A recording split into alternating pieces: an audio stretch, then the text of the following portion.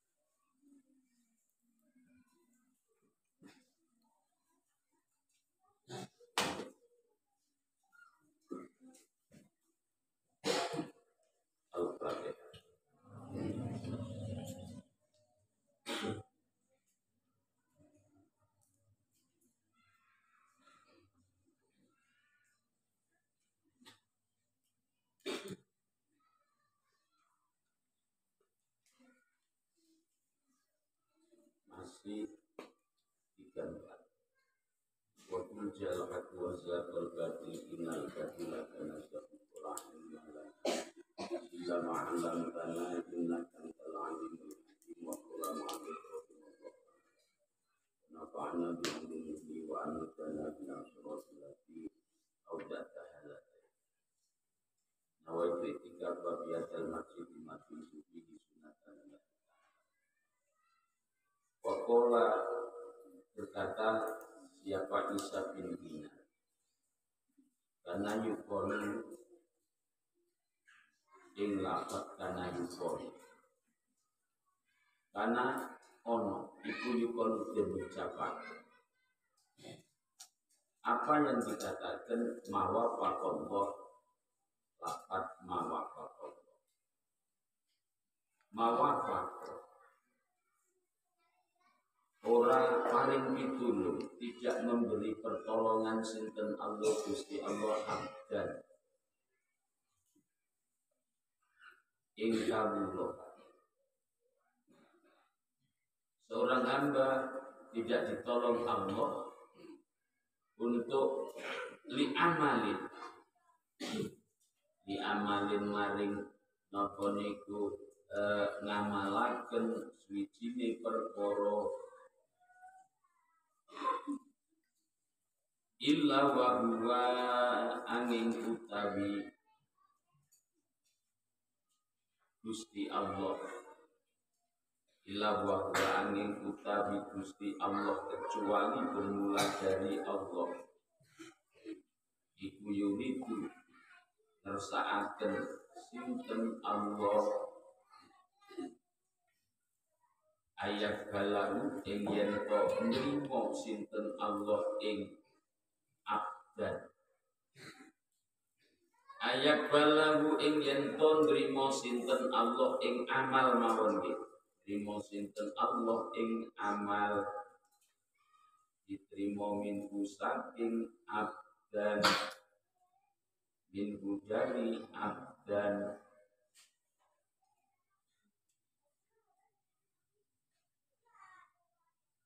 ditirukan Bismillahirrahmanirrahim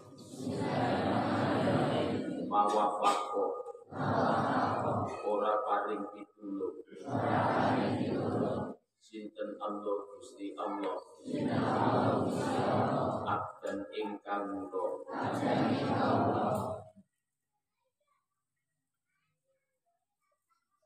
kawula ora ditulungi Allah li amalin maring nglakoni swijine perkara illa wa huwa angin utawi Gusti Allah iku illa wa huwa angin utawi Gusti Allah iku yuridu ngersakaken sinten Allah ayak balahu ing yen to nrimo sinten Allah ing amal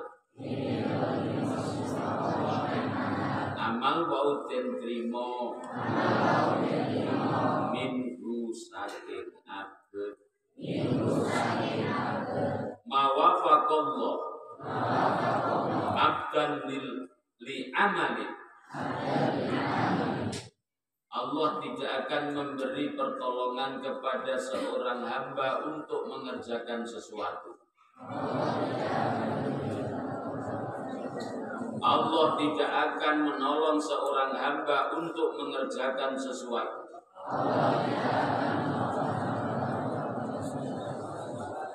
Illa wa huwa yuridu ayakbalahu minhu, kecuali Allah menginginkan untuk menerima amal tersebut darinya.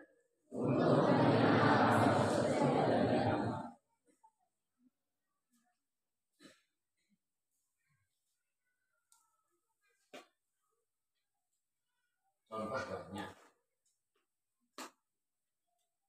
Coba seman pikir. Ada enggak?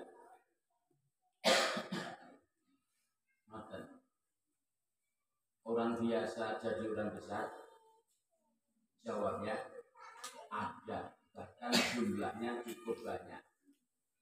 Apa pasti lulusan nopo sekolah teknik, misal SMK mesin, lokomotif? Apa pasti lulusan teknik kemudian pekerjaannya nanti betul-betul di bidang teknik? Jawabnya tidak pasti.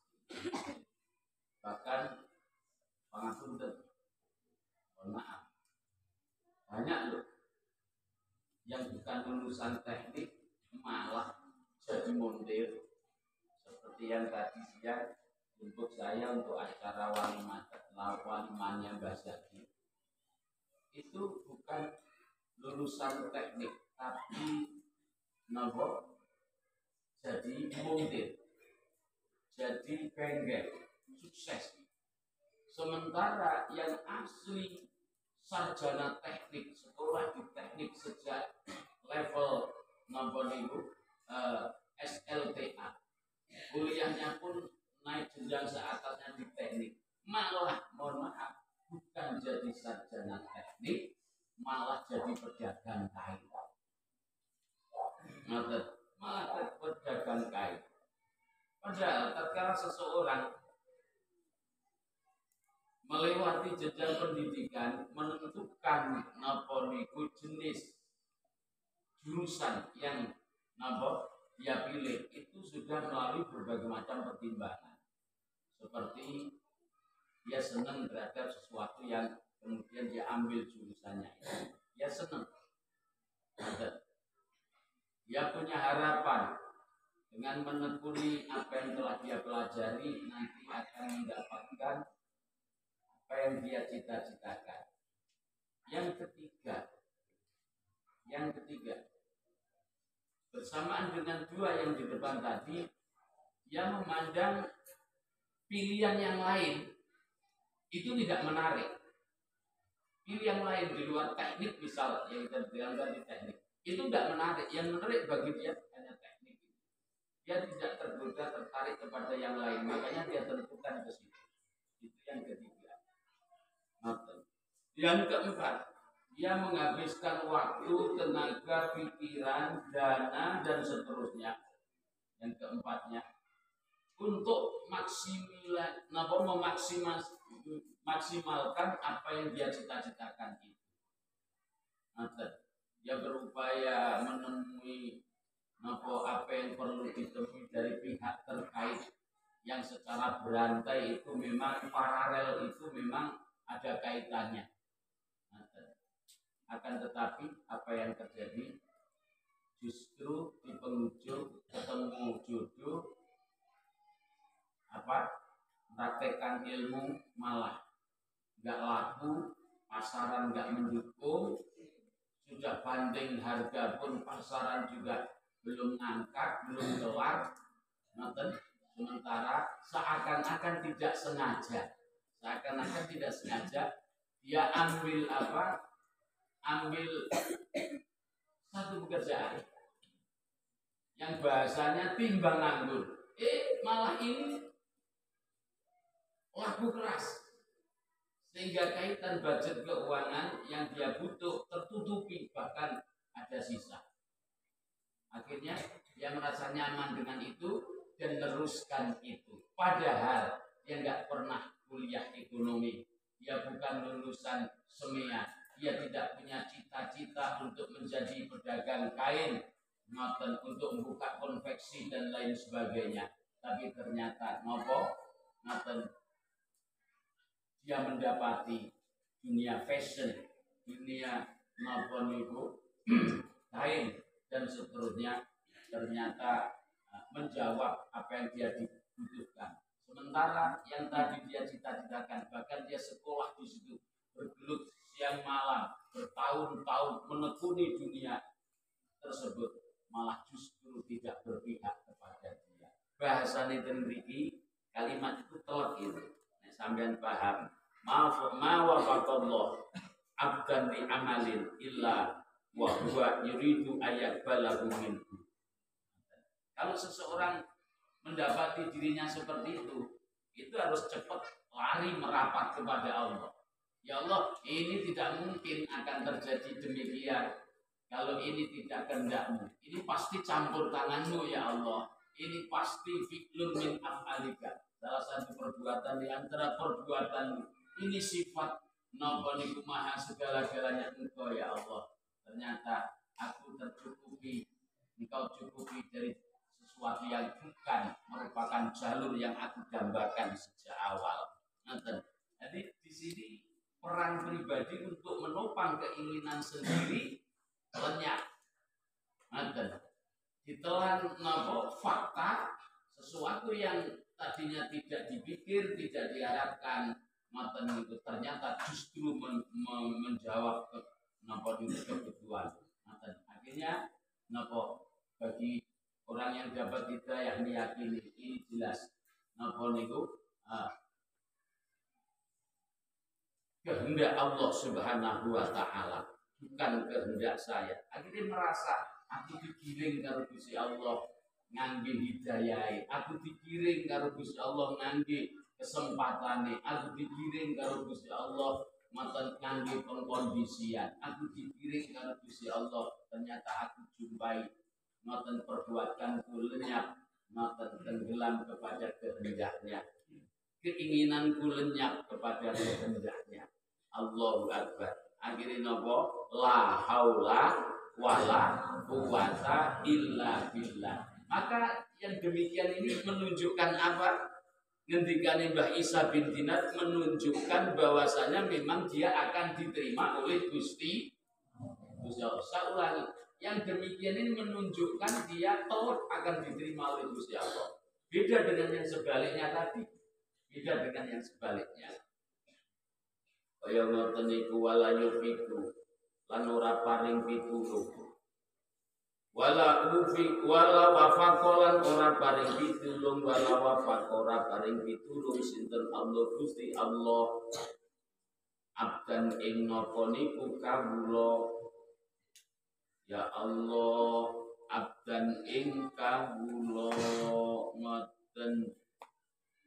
Ya Allah, ora ditulungi linuzuin ngoten andambin linuzuin maring napa niku melepaskan diri, maring melepaskan diri ngoten, melepaskan diri andambin saking perbuatan dosa, andambin saking perbuatan dosa. Illa wa huwa angin utai Gusti Allah iku yuridu ngersakaken sinten Allah ayafirahu ing yen to ngapura sinten Allah ing napa dzamban ayal firadu ing yen to ngapura sinten Allah ing damban lagu maring abet ngoten lagu maring abet ngoten. Ada seseorang Mbak yang semboyannya dia mau ngerokok sampai mati. Semboyannya apa? Mau ngerokok sampai mati. Ditegur sama keluarga. Kamu udah batuk-batuk itu kok ngerokok.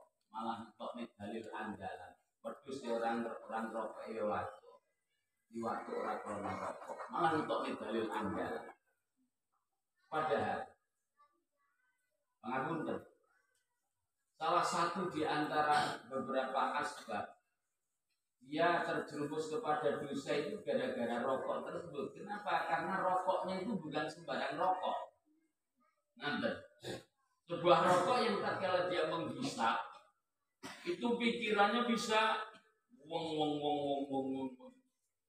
Bayangin apa itu kelihatan kayak benar-benar terjadi. Nanti mau ketemu Luna Maya. Ini bunderan harus deklek. Kemudian yang lainnya nggak enak, pekerjaannya nggak enak, perbuatan dosa itu mata, Allahu Akbar, nyabu, diramu dalam rokok. Tapi dia dapat hidayah dari Gusti Allah. Bahasanya itu memiliki napa wafako, mendapat pertolongan Allah Subhanahu wa taala. Tiba-tiba apa? Badan dia meriang. Badan dia meriang. Di saat dia meriang itu, rokok yang rokok dia khusus itu rasanya nggak enak sama sekali. Bukan hanya nggak enak sama sekali, di tubuh dia tambah sakit. Akhirnya dia menyimpulkan kayaknya ini badan saya kok menolak ya, badannya nggak mau menerima ini. Saya ngerokok surya biasa nyaman, aku ngerokok saya ngerokok ini, kata dia ini kok malah saya tambah sakit, malah gak karu-karuan.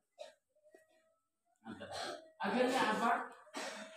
Perlahan tapi pasti yang orang lain di panti rehabilitasi, di tempat-tempat inabah untuk meninggalkan hal maksiat seperti itu sulit sekali. Padahal dipandu oleh ahlinya, menggunakan alat sesuai dengan tahapan yang ada, sesuai dengan kriteria yang ada. Itu saja belum tentu berhasil.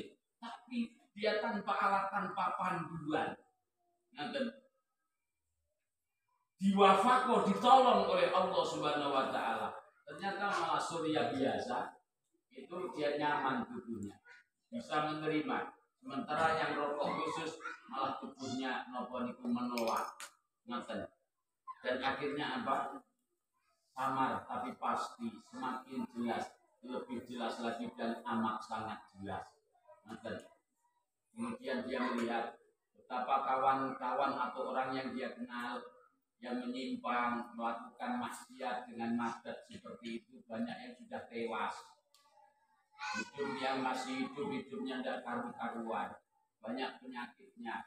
Sementara orang-orang yang tidak konsumsi seperti itu, hidupnya stabil, nyaman, kondusif dan seterusnya. Akhirnya apa?